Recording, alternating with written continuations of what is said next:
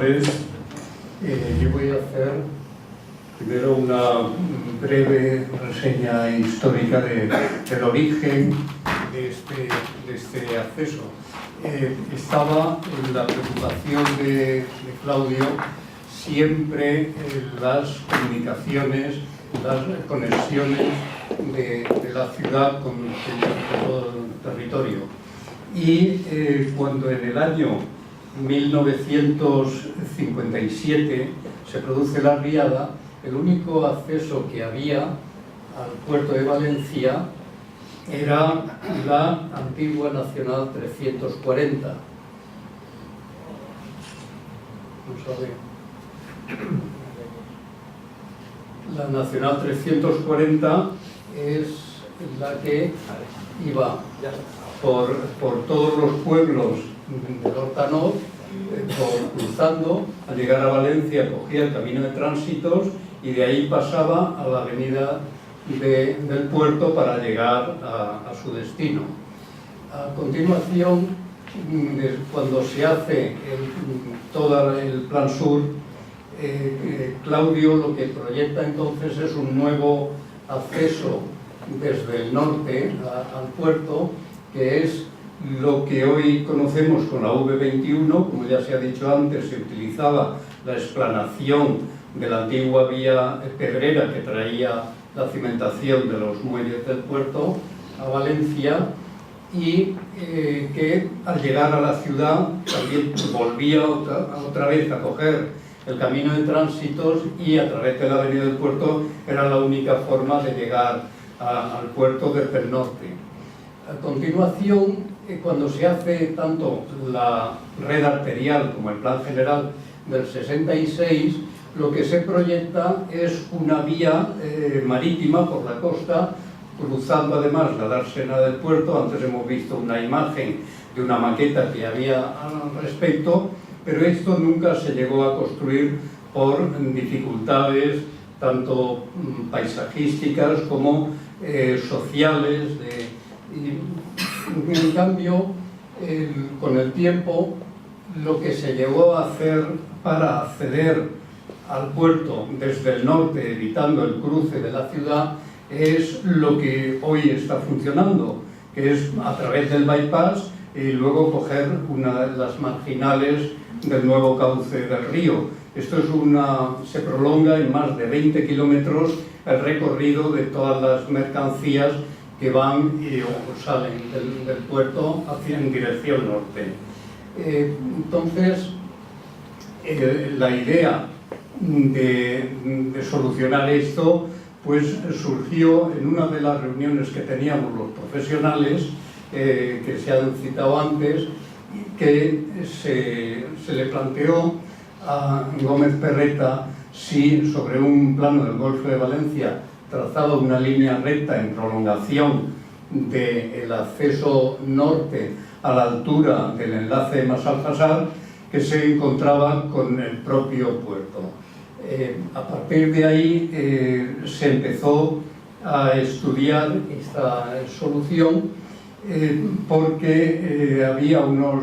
cantidad de problemas que estaban sin resolver, como era pues, el acceso norte al puerto, pero también la salida del AVE hacia Castellón, hacia el norte, desde Valencia, y también el cerrar un anillo de circunvalación de la ciudad por el este, que no tenía. Y en el año 2000 ya se hizo una primera propuesta de este trazado. En el año 2003 esto se actualizó de forma que se combinaba también con la expectativa que había de celebrarse la Copa América, y se le daba continuidad a través de la prolongación de la Alameda, cerrando el anillo de esta circunvalación. Este es uno de los proyectos que se hicieron en aquella época. Y aquí, esta imagen, ahora ya continúas tú presentando.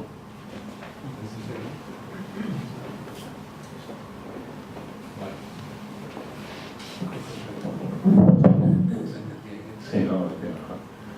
bueno, realmente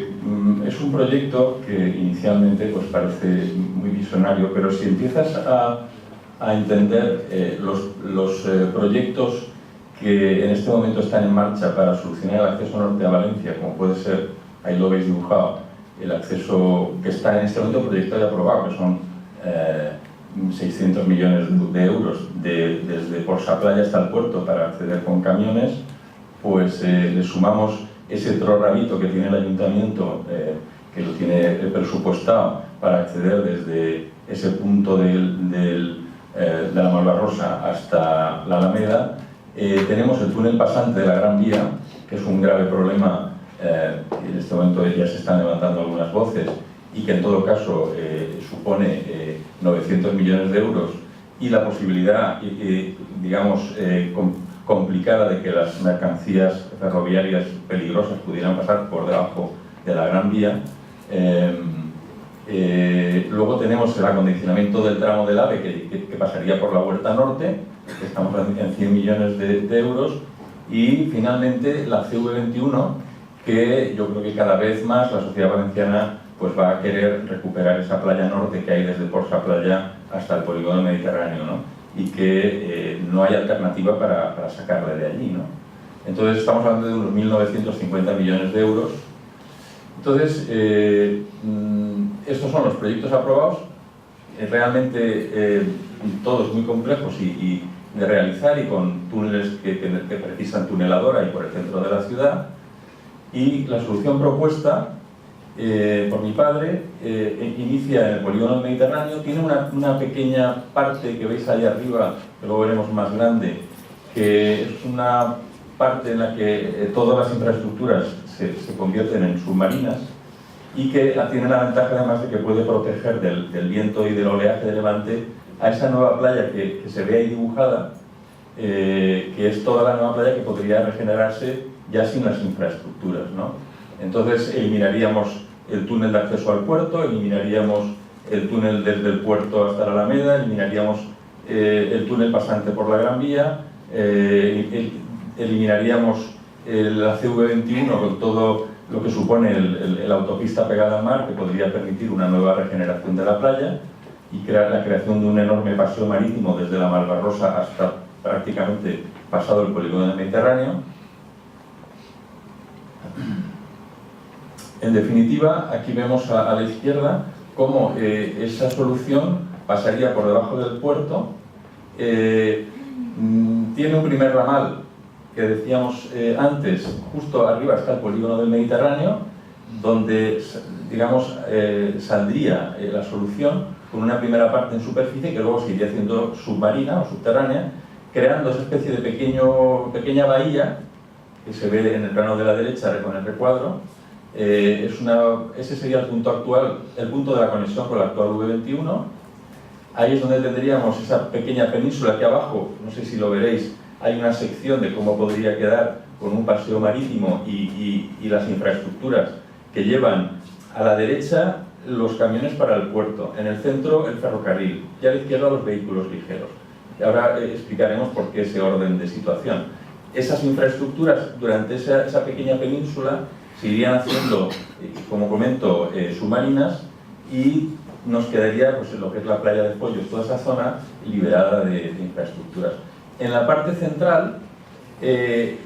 había diseñado una isla, una pequeña isla, que bueno, podría ser muy interesante desarrollar ideas sobre esa isla, pero que en principio estaba pensada pues, para ser una isla de emergencia, pues, para evacuación, para cortar el túnel, digamos, en dos tramos. Ahí habría un helipuerto y habría una zona pues, de atraque de barcos, ¿no? Es una isla que realmente tendría muy poca altura, o sea, la visibilidad sería mínima, ¿no? Como veis aquí abajo en la sección, el tráfico pesado portuario va a la derecha, en el túnel pequeño que se ve a la derecha, el tráfico ferroviario va en el centro y el tráfico ligero va a la izquierda. Con el puntero vamos a ver que el tráfico de camiones que va en la parte exterior del túnel va directo al puerto, el tráfico ferroviario viene a la Fuente de San Luis y por aquí conectaría con el centro de la ciudad, con lo cual, evidentemente, el ferrocarril no sería ya pasante, la estación, digamos que sería término y volvería a salir por aquí directamente al mar,